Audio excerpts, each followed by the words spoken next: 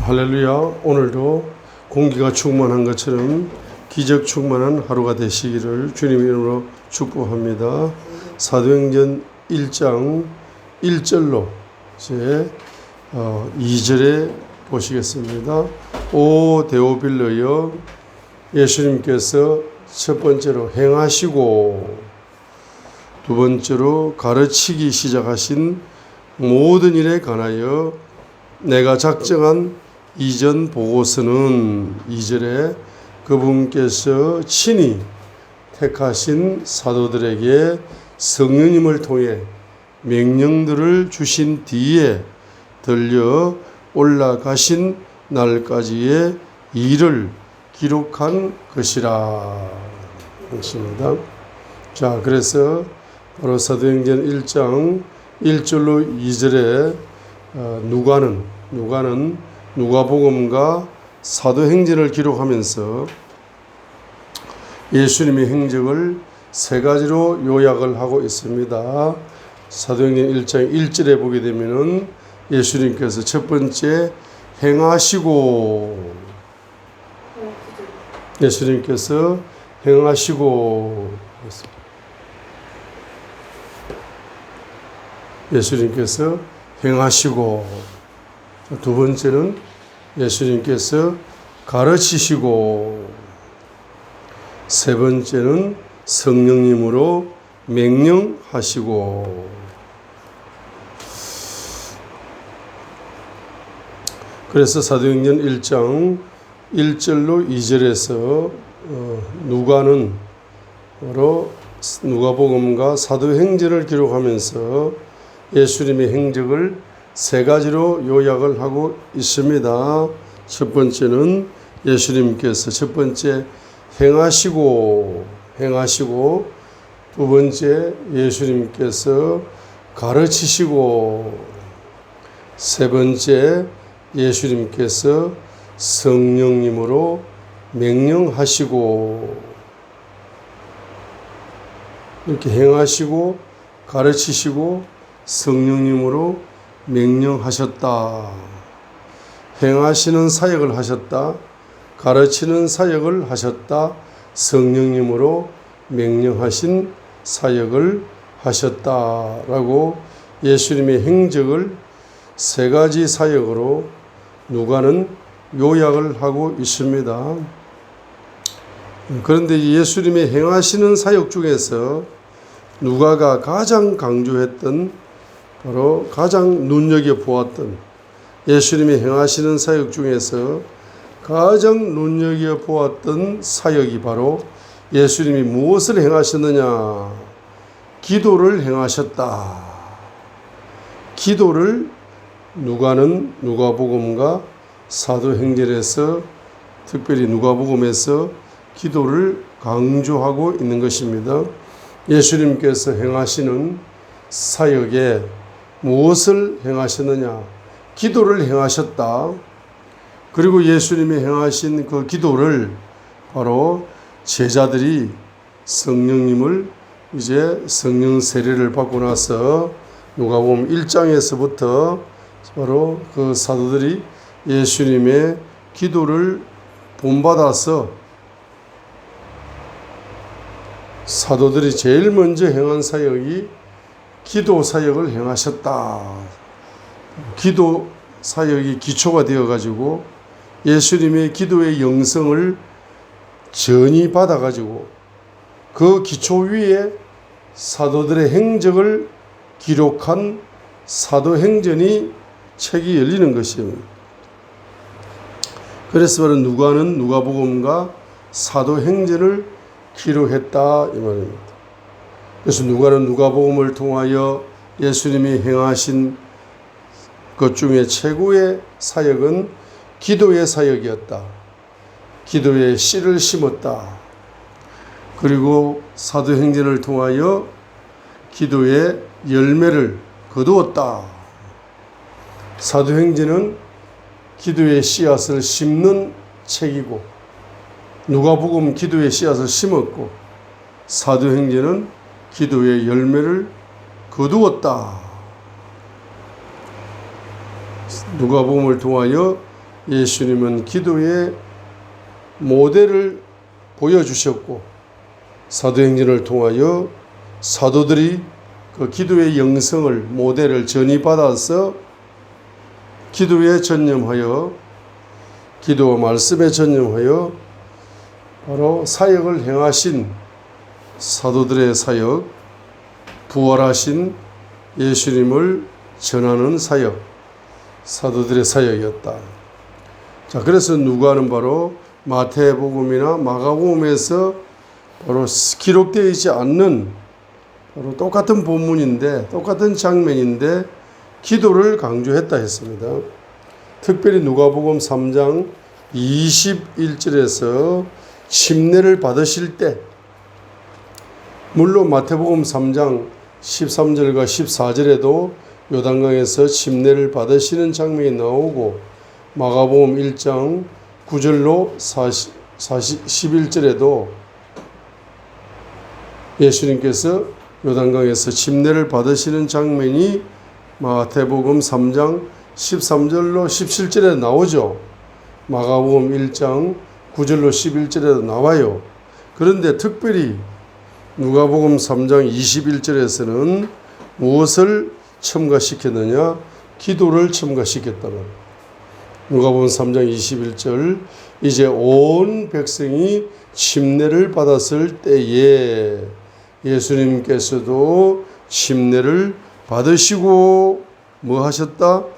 기도하시는데 하늘이 열리며, 이 기도, 예수님의 기도, 요단강에서 침례를 받으시면서 요단강에서 예수님이 기도하실 때 하늘이 열렸다. 성령님이 임재하셨다. 하나님 아버지의 음성이 들렸다. 이렇게 할 때 기도를 강조했습니다. 마태복음 3장 13절과 17절이나 마가복음 1장 9절과 11절에서는 기도하시는데 라는 단어가 없습니다. 없어. 누가만 여기서 기도하시는 데를 강조해서 기록을 한 겁니다. 자, 두 번째 보시게 되면은 12 제자들을 선택하시기 전에 다른 복음서에서는 기도했다는 말이 없습니다. 그런데 누가복음에서만 바로 기도하셨다는 것을 누가복음 6장 13절로 16절에서 12 제자들을 불러가지고 사도의 이름을 주실 때 13절 누가복음 6장 13절 보세요.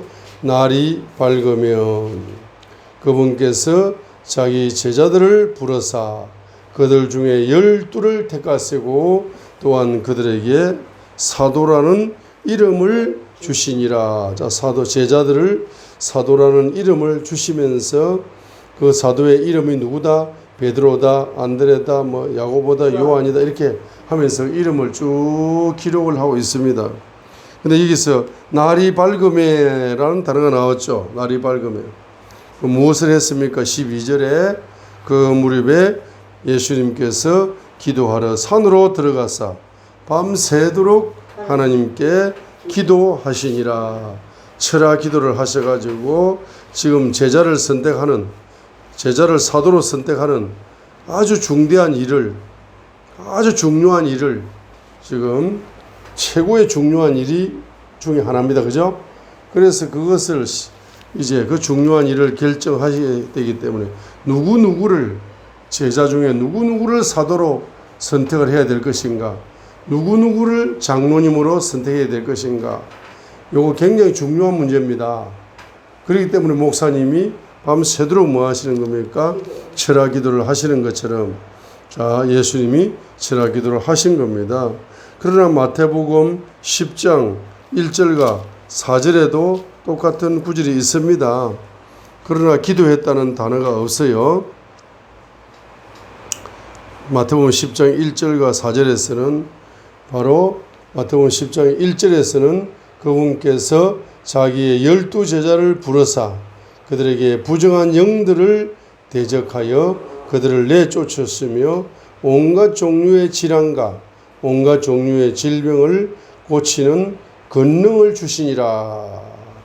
그래서 이제 그 12사도의 이름은 이러하니라. 이렇게 마태복음 10장 바로 2절과 4절에 사도들의 이름을 기록하시면서 그 사도들에게는 바로 주님께서는 바로 권능을 부어 주셨다. 누가복음 10장 1절. 사도는 특별히 뭐가 있어야 된다? 권능이 있어야 됩니다. 그래서 그 사도들의 권능은 무엇으로부터? 예수님의 기도를 모델로 삼아서 기도에 전념할 때 권능이 흘러온다는 사실을 암시하고 있는 거죠. 그러면서 마가복음 3장 13절로 19절에도 바로 12사도의 이름을 기록하면서 마가복음 3장 13절로 19절에도 12사도 19절 마가복음 3장 13절로 19절에도 이름, 자, 이름을 기록하면서 13절 그분께서 산에 오르사 자기의 원하는 자들을 부르시니 그들이 그분께 나아오니라. 그분께서 12를 임명하셨으니 이것은 그들이 자기와 함께 있게 하고 또 친히 그들을 내보내사 복음 선포도 하며 병 고치는 권능과 마귀들을 내쫓는 권능도 가지게 하려 하심이더라. 이들은 곧 그분께서 베드로라는 이름을 더해 주신 시몬가 하면서 이렇게 이름을 직접적으로 마가복음 3장 13절로 이제 18절까지 19절까지 쭉 사도들의 이름을 이제 말씀하고 있습니다. 특별히 마가복음에서는 마가복음 3장 13절에 산으로 불렀다. 산에 올라가지고 자기가 원하는 자들을 불렀어요. 산에 오르사 자기가 원하는 자들을 부르시니 그들이 산으로 올라갔습니다. 산으로 올라갔어요. 그래서 산으로 올라가가지고 바로 14절 마가복음 3장 14절에 12명을 임명하셨죠. 사도로 임명하셨습니다. 임명하신 목적은 첫 번째 자기와 함께 있게 하시고 두 번째 복음 선포를 하게 하시고 세 번째는 바로 권능을 주셨다. 그래서 12명의 제자를 사도로 임명하시는데 산에서 임명하시는데 첫 번째는 예수님과 함께 있게 하시고 두 번째는 복음을 선포하게 하시고 세 번째는 권능을 주시고 주셨습니다. 자, 그런데 기도했다는 기록은 없어요. 그런데 누가복음 6장 12절에서 바로 기도했다는 것을 기록을 했습니다. 그 무렵에 그분께서 기도하러 산으로 들어가사 밤새도록 하나님께 기도하시고 13절에 날이 밝음에 그분께서 자기 제자 중에서 원하는 12명을 선택해가지고 사도로 임명을 했다. 이렇게 기록을 하고 있는 것입니다. 그렇죠. 자, 세 번째 보시게 되면은 세 번째 누가복음 11장 1절과 4절을 보시고 특별히 누가복음 11장 1절부터 13절까지죠.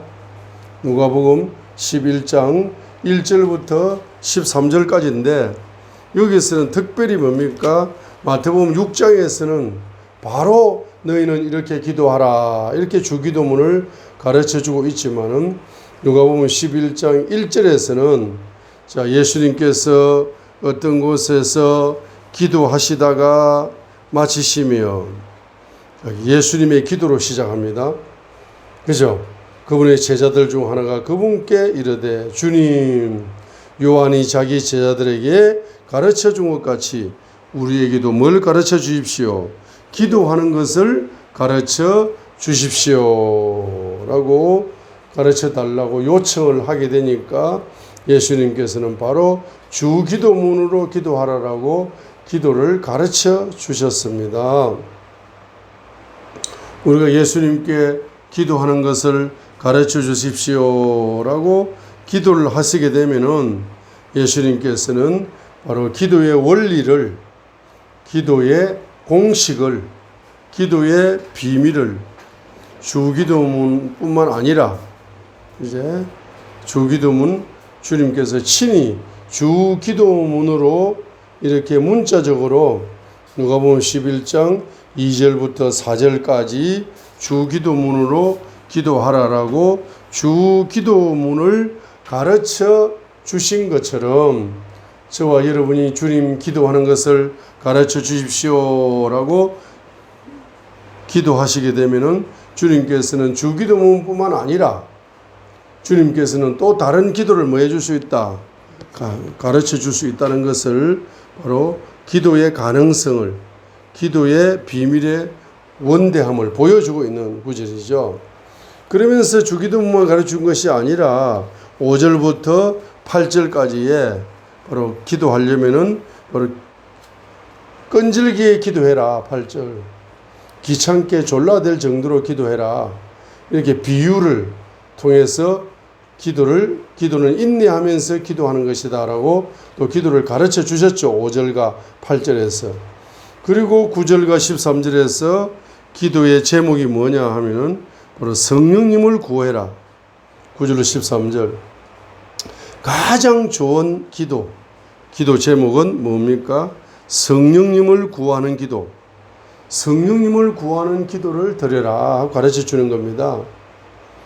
왜냐하게 되면은 우리가 성령님이 임재하시게 되면은 성령 충만이 오시게 되면은 성령님께서는 더 놀라운 풍성한 기도의 비밀을 가르쳐 주실 수 있습니다. 그렇죠. 예수님께서도 기도의 비밀을 가르쳐 주시지만은 성령님께서도 기도의 비밀을, 상상을 초월하는 기도의 비밀을 더 많이 가르쳐 줄 수가 있기 때문에 바로 너희들이 기도를 더 배우고 싶으면은 바로 성령님을 구하라. 성령 충만함을 받아라. 성령님이 기도를 더 많이 가르쳐 줄 거다. 이렇게 암시적으로 지금 성령님을 구하라고 9절과 13절에서 기도를 가르쳐 달라고 했을 때에 기도를 더 많이 가르쳐 줄 수 있는 성령님을 구하러 이렇게 이제 주님께서는 힌트를 주는 겁니다. 그죠? 자, 그러면서 바로 네 번째는 누가복음 18장 1절과 8절에서 기도를 비유로 가르쳐 주는 겁니다. 기도는 항상 기도하고 낙심하지 말아라. 기도는 항상 기도하는 게 기도다. 그리고 낙심하지 말아야 된다. 낙심하지 말아라. 자, 그래서 항상 기도하면은 낙심의 영이 이제 떨어져 나가는데 항상 기도하고 소망을 가져라.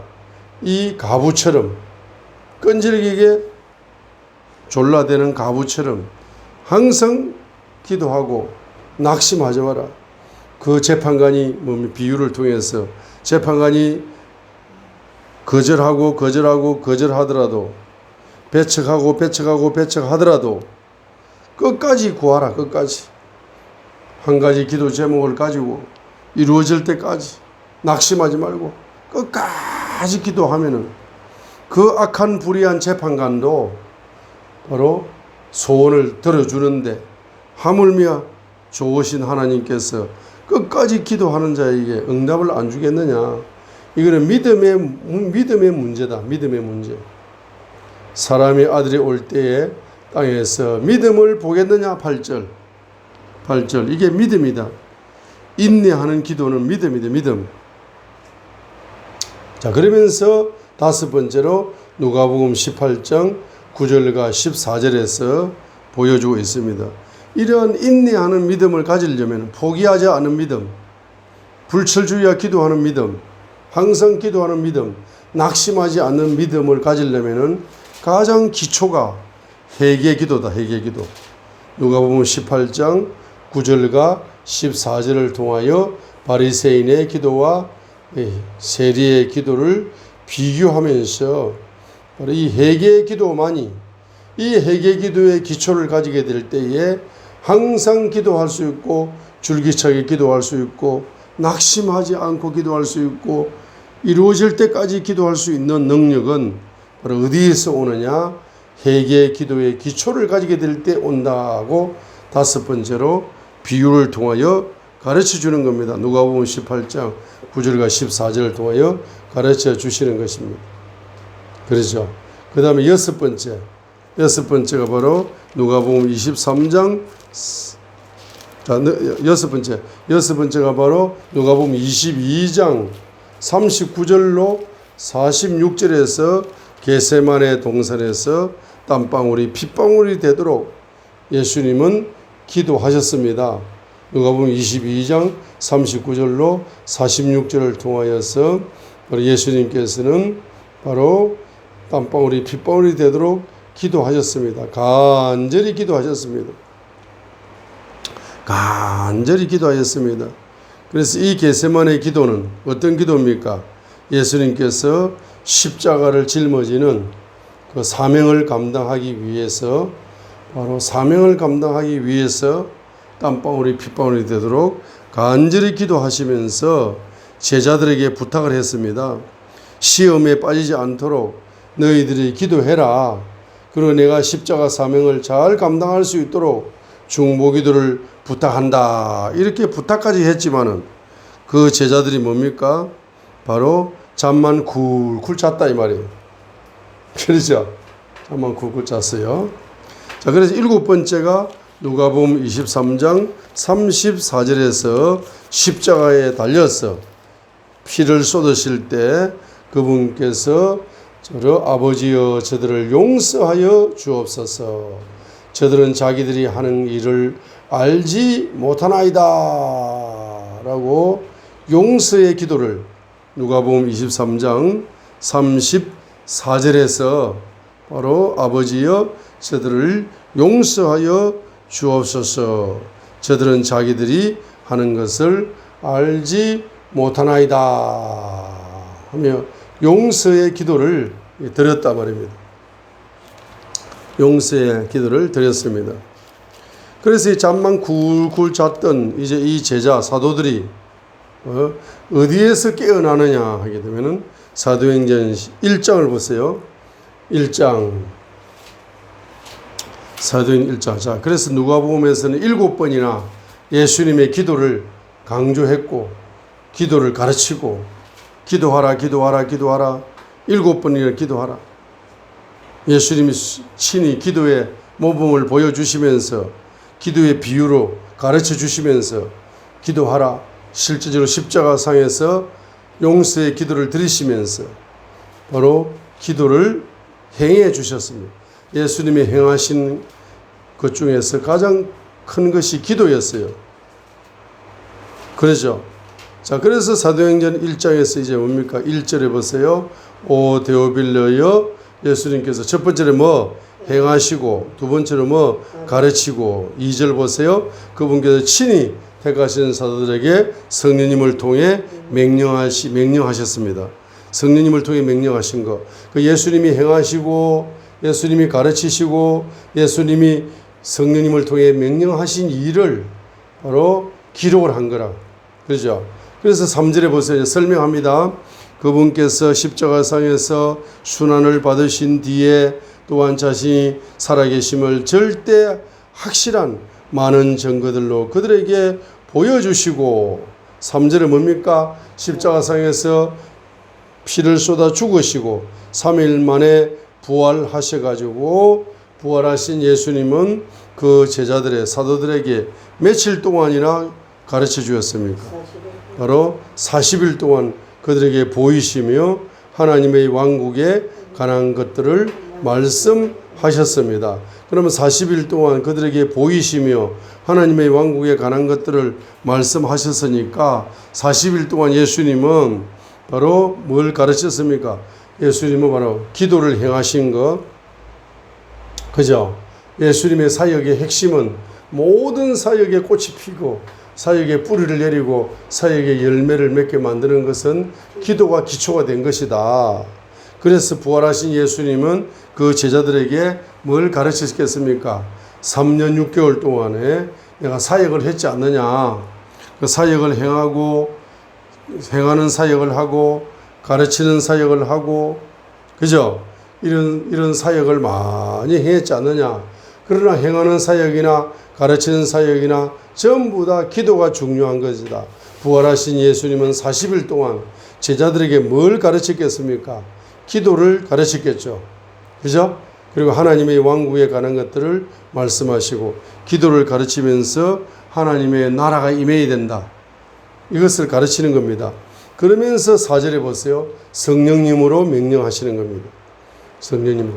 또 그들과 함께 모이사 그들이 예루살렘을 떠나지 말고 아버지의 약속하신 것을 기다리라고 그들에게 명령하셨느니라. 그 명령이 8절입니다. 오직 성령님께서 너희에게 임하신 뒤에 너희가 권능을 받고 예루살렘과 온 유대와 사마리아에서 그리고 땅의 맨 끝이여까지 이르러 나를 위한 증인이 되리라 하시니라 했습니다. 자, 그래서 이 제자들 12명의 제자를 12명의 사도로 임명하실 때 예수님이 첫 번째로 함께 있게 하시고 두 번째로 복음을 선포하게 하시고 자, 세 번째로는 권능을 주셨죠. 그렇죠? 권능을 주셨습니다.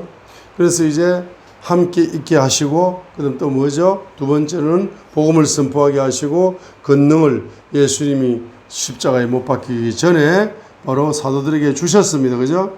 그래서 예수님이 십자가상에서 죽으시기 전에 사도들은 예수님과 첫 번째로 함께 있었습니다.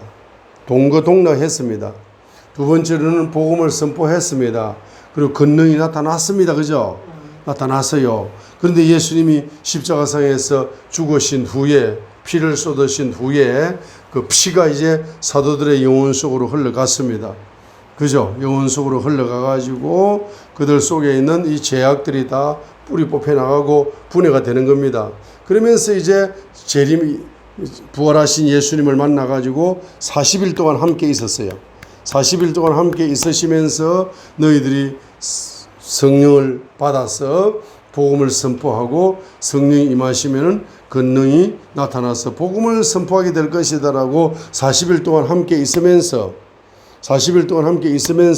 너희들이 복음을 선포하고 그 다음에 권능, 이 복음이 살아있는 복음을 선포하고 그 다음에 그 복음을 효과적으로 선포하기 위한 권능이 나타나기 위해서는 반드시 뭐가 임해야 된다? 성령님이 임하셔야 된다 했습니다. 그렇죠. 그래서 그들은 며칠 동안 10일 동안 마가다락방에서 바로 예수님의 그 명령을 레마 신앙을 가지고 10일 동안 뭡니까? 집중적으로 그들은 기도하는 겁니다. 자, 그래서 이 10일이 중요하다. 10일이. 우리가 기도할 때 며칠 기도하는 게 중요하다. 10일 동안 집중 기도하는 게 중요하다. 10일 작정 기도가 중요하다 말입니다. 10일 동안 작정하는 거라. 그래, 기도하는 게 중요합니다. 그죠? 너무너무 중요합니다. 그러면 여러분 10일 동안 작정 기도하면서 기도하시게 되면은 이제 여러분에게 뭐가 부어집니까? 성령님이 임재하셔서 성령님이 부어집니다. 그럼 성령님이 부어지면은 세 가지가 나타난다. 세 가지가. 성령님이 부어지면은 세 가지가 나타나는 겁니다. 첫 번째는 누가 내 영과 함께 하신다. 주님이, 예? 주님께서 내 영과 함께 하셔. 자, 여러분에게 성령님이 오시게 되면은 바로 함께 있게 하사. 누가 나와 함께 하신다. 바로 부활하신 예수님이 뭐요? 나와 뭐 한다? 함께 하신다. 그분이 함께 하신다는 거예요. 그분이 예수님이 함께 하신다는 겁니다. 성령님이 임재하시면은 여러분의 영과 예수님이 바로 예수 그리스도께서 연합이 되어져서 함께 하신다는 겁니다. 이렇게 함께 하시게 될 때에 어떤 역사가 일어납니까? 함께 하시면서 예수 그리스도의 이름으로 복음을 선포하시게 되면은 그 복음이 바로 인간의 말이 아니라 하나님의 말씀으로 복음을 선포하시게 되면은 그 말씀이 그대로 이루어지는 권능이 함께한다. 권능이 함께한다. 권능이 함께하는 겁니다. 자, 그래서 우리가 이제 방금 뭐 했습니까? 바로 누가복음 6장 12절에 예수님께서 이제 기도를 하셨습니다.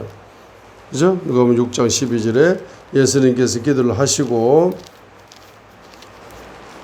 12사도를 임명하셨는데 특별히 마가복음 3장을 다시 봅니다. 마가복음 3장 13절로 19절을 다시 보시겠습니다. 마가복음 3장 13절로 19절인데 자 13절로 15절 다시 봅니다. 13절 마가복음 3장 13절 자, 그분께서 산에 오르사 자기가 원하는 자들을 부르시니 그들이 그분께 나아오니라. 이제 산에 오른다는 것은 뭘 강조하는 겁니까? 너희들이 앞으로 뭘 하라는 겁니까? 기도 중심의 삶을 살아라. 예수님께서 산에 올라오라, 산에 올라와. 산에 올라오라고 말하는 것은 뭘 가르치려고? 산에서 무슨 기도를 해라? 산 기도를 해라. 기도에 집중해라. 그죠? 이걸 지금 가르치시려고 바로 산으로 올라오라는 겁니다. 그러놓고 뭐 하는 겁니까? 14절에 12사도를 임명하셨죠. 임명하시면서 뭡니까? 첫 번째는 자기와 함께 있게 하시고 두 번째는 복음을 선포하게 하시고 세 번째는 15절에 권능을 주리 하십니다. 그게 사도거든, 사도. 이거는 예수님께서 십자가상에서 죽으시기 전에 사역을 행하셨습니다. 그죠? 그런데 이제 예수님이 십자가상에서 죽으시고 부활하셔가지고 그들에게 특별히 40일 동안 그들에게 가르치시면서 그들에게 10일 동안이 제일 중요하다. 10일 동안 기도해라. 마가다락방에서. 그러면 10일 동안 기도하면서 그들은 뭘 구하겠습니까? 성령님을 구한단 말입니다. 그 성령님이 오시면은 세 가지가 이루어지는 거라. 세 가지가 이루어져야 사도다. 사도. 세 가지 이루어져야 사도 사역이 열리는 겁니다. 성령님이 임재하시면 첫 번째로 예수 그리스도께서 나와 함께 하시는 거죠. 두 번째 성령이 임재하시게 되면은 그 말씀이 권능의 말씀으로 복음을 선포할 수 있는 거죠. 세 번째로는 복음을 선포할 때 그 말씀이 그대로 이루어져서 권능이 나타나는 겁니다. 권능이 나타나는 거예요. 그래서 제일 중요한 것은 뭡니까? 성령이 임재하시게 되면은 바로 예수 그리스도께서 나와 함께 하신다. 부활하신 예수님께서 내 영혼과 함께 하시고 연합된다. 함께 하신다. 연합되어 있기 때문에 연합된 예수 그리스도의 이름과 연합을 하는 겁니다. 그러면 그 연합되어 함께 하시는 겁니다. 예수 그리스도 이름이 나와 함께 하는 겁니다. 그러면 예수 그리스도에 함께하는 예수 그리스도의 이름으로 내가 선포하게 되면 말씀을 선포하게 되면 복음을 선포하게 되면은 그대로 선포한 대로 권능이 나타나 가지고 바로 이적과 기적과 표적이 나타나서 부흥의 역사가 일어난다는 겁니다. 사도 사역이 열린다는 것을 이야기합니다. 그 세 가지를 기억해 주시기 바랍니다. 예수님이 십자가상에서 죽으시기 전에 그런 세 가지를 사도들에게 임명을 했습니다. 1차적으로 임명했습니다. 이 1차적으로 임명해서 그들이 실제적으로 뭡니까? 예수님과 동거동락하면서 그들이 복음을 선포할 때 실제적으로 병도 고치고 이런 사역도 했습니다. 1차적으로. 그러나 이제 예수님이 십자가의 고난을 당하신 이후에 부활하신 이후에 바로 그 예수님께서 너희들은 뭘 받아라? 성령을 받아라 했어요. 그래서 이 성령이 임하시게 되면은 바로 이 세 가지가 칼라 색깔로 나타나는 거라. 그래서 이 사역을 기록한 책이 뭡니까? 바로 사도행전이다 이 말이에요. 그래서 사도행전 1장에서 무엇을 강조하겠습니까? 무엇을 강조하겠습니까? 기도를 강조하는 거다. 그래서 사도행전 1장 14절을 읽겠습니다. 이들이 다 여자들과 사도행전 1장 14절 이들이 다 여자들과 예수님의 어머니 마리아와 그분의 형제들과 함께 한 마음이 되어 기도와 간구를 계속 하더라. 사도행전 1장 14절입니다. 이들이 다 여자들과 예수님의 어머니 마리아와 그분의 형제들과 함께 한 마음이 되어 기도와 간구를 계속 강구를 계속 하더라 했으면, 그죠? 그 다음에 중요한 게 뭡니까? 가룟 유다가 없는 그 빈자리를 채워야 되기 때문에 한 명의 사도를 바로 제비를 뽑았습니다. 그것이 바로 마띠아를 선출했습니다. 그래 사도행전 2장 1절부터 4절까지 성령님이 임재하시어서 성령 충만이 왔습니다. 그죠? 성령 충만이 왔습니다. 성령 충만이 오게 되니까 그 베드로가 뭡니까? 바로 예수 그리스도의 이름과 함께 하여서 복음을 선포합니다. 복음을 선포하니까 권능이 나타나가지고 바로 부흥의 역사가 41절에 보니까 3,000명이 회개하고 바로 부흥되는 역사가 일어났습니다. 그죠? 그래서 초대 교회에서 가장 중요한 것은 그때부터 뭐였다? 기도였다. 기도. 그래서 2장 42절 보세요. 그들이 흔들리지 아니하며 사도들의 교리와 교제 안에 머물고 빵을 떼매 뭐하니라? 기도하더라. 자, 초대 교회의 바로 부흥의 열쇠는 기도다 말입니다. 그리고 또 사도행전 3장 1절에 9시 기도 시간에 베드로와 요한이 성전으로 올라가면서 태어나면서 안전뱅이 된 그 안전뱅이를 나사렛 예수 그리스도의 이름으로, 베드로는 이미 나사렛 예수 그리스도의 이름과 연합이 되어져서 그분과 함께 하는 상태죠. 그렇기 때문에 복음을 선포하니까 그대로 권능이 나타나서 안전뱅이를 일으키는 역사가 일어나게 되는 겁니다. 그죠? 그러면서 사도행전 3장에도 기도를 강조했죠. 사도행전 4장에서도 23절로 31절에 그들이 기도를 하는 겁니다. 그죠? 31절 읽겠습니다. 그들이 기도하기를 마치며 그들이 함께 모인 곳이 흔들리더니 그들이 다 성령님으로 충만하여 담대히 하나님의 말씀을 전하니라 했습니다. 기도, 사도들이 또 기도하는 겁니다.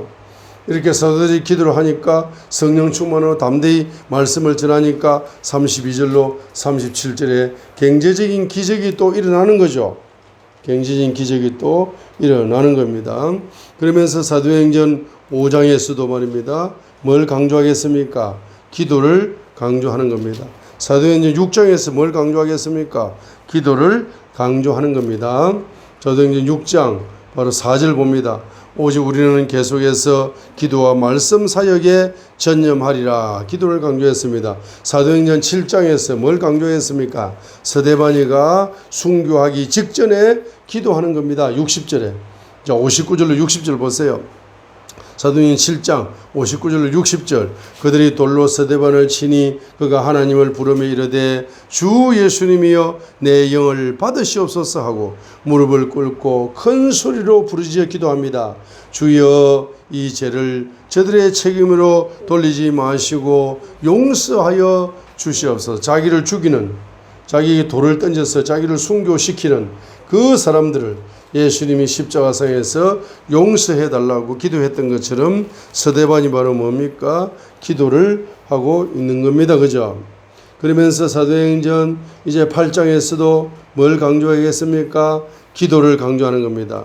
사마리아에서 바로 빌립이 그 기도 뭡니까? 그리스도를 선포하는 겁니다. 그죠? 선포하는 겁니다. 15절 보세요. 그들이 내려가서 그들을 위해 기도하여 그들이 성령님을 받게 했다 했습니다.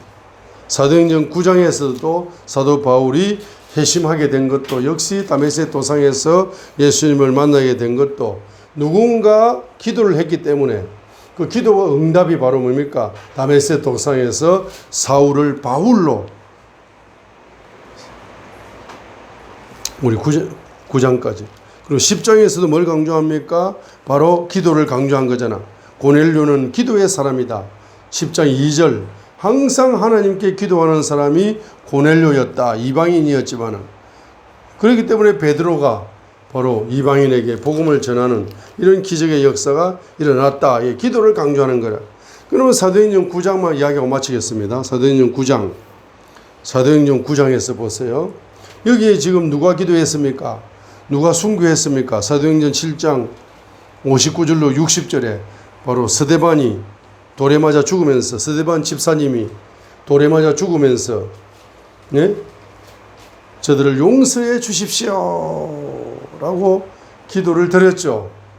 이 스데반 집사님의 기도와 초대교회 성도들의 기도와 스데반 집사님의 요 기도, 초대교회 성도님들의 기도와 스데반 집사님의 기도가 합쳐졌죠. 합쳐져 가지고 바로 응답이 나타나는 겁니다. 그 응답이 누구냐 하면은 한 사람이 바뀌는 거예요. 8장에 사울이 교회를 핍박하면서 스데반을 죽이면서, 그죠? 9장에서 뭡니까? 이 사울이 바울로 바뀌는 이 응답 나타난 거라. 요게 기독교 역사의 최고의 응답 중에 하나입니다. 이 사울이 바울로 바뀌면서 이 바울이 말입니다. 서신서를 기록하여 바로 구약에 나타난 모세오경을 예수 그리스도 복음으로 바로 예언이다. 복음으로 해설, 복음을 해석하는 바로 설명, 참고서를 우리가 교과서가 있고 참고서가 있잖아. 교과서가 어려워. 모세오경이 어려워. 구약이 어려워. 그리고 이게 뭡니까? 이것을 참고서를 쓰는 거야. 사도 바울이 요약을 쫙 하면서 쓰는 겁니다. 사도 바울이 기독교 역사에서 구약을 신약으로 바꾸는 데 있어서 핵심적인 황금 열쇠 같은 인물이 바로 사울이 바울로 바뀐 이 역사가 기독교 역사의 최고의 축복 중에 하나입니다. 최고의 기도의 응답 중에 하나가 이 사울이 바울로 바뀐 응답입니다. 그죠? 이 응답이 초대교회 성도님들의 합심 기도와 그 다음에 또 뭡니까? 스데반 집사님이 순교하면서 드렸던 그 기도가 합쳐져 가지고 바로 응답이 폭발하는 거야. 한 사람이 바뀌는 거야. 한 사람이. 이 한 사람, 사울이 바울로 바뀌는 한 사람이 바뀜으로써 기독교의 역사가 완전히 고차원적으로 바뀌는 겁니다. 할렐루야. 여러분 이제 기도하실래 안 하실래? 여러분 기도 한마디 한마디가 대한민국에 이제 사도 바울 같은 종을 만들어낸다 말입니다. 여러분의 중보기도 한마디가 대한민국의 목사님들을 바로 사도 바울로 바꾸는 역사가 여러분의 기도를 통하여 가능하다. 전 세계 선교사들을 사도 바울로 바꾸는 역사가 바로 여러분의 기도를 통해 가능한 것이고, 또 기독교를 핍박하는 문재인이나 기독교를 핍박하는 김정은이나 기독교를 핍박하는 그 전 세계 50개 국가, 50국가의 그 지도자들, 이런 핍박하는 사람들을 다 사울 같은 사람들을 바울 같은 지도자로 바꾸어서 기독교 박해국이 아니라 기독교 복음을 100% 받아들이는 국가로 만들어버리는 역사가, 한 사람의 대통령이 바뀌고 한 사람의 정치 지도자가 회심하게 되면 바로 한 국가가 다 기독교 국가로 바뀔 수 있는, 복음의 나라로 바뀔 수 있는 역사에 나는 겁니다. 그렇기 때문에 여러분이 기도하실래 안 하실래? 기도하셔야 되는 거야. 기도만큼 큰 사명이 없는 겁니다. 오늘도 기도에 승리하시는 저와 여러분이 되시기를 바랍니다. 그래야 전 세계에 기독교를 핍박하는 국가의 지도자들을 여러분의 기도를 통하여서 다 바울로 바꾸어지는 역사가 일어날 수 있도록 여러분의 기도를 통하여 사울을 바울로 변화시키는 응답의 역사를 누리시기를 주님의 이름으로 축복합니다. 할렐루야.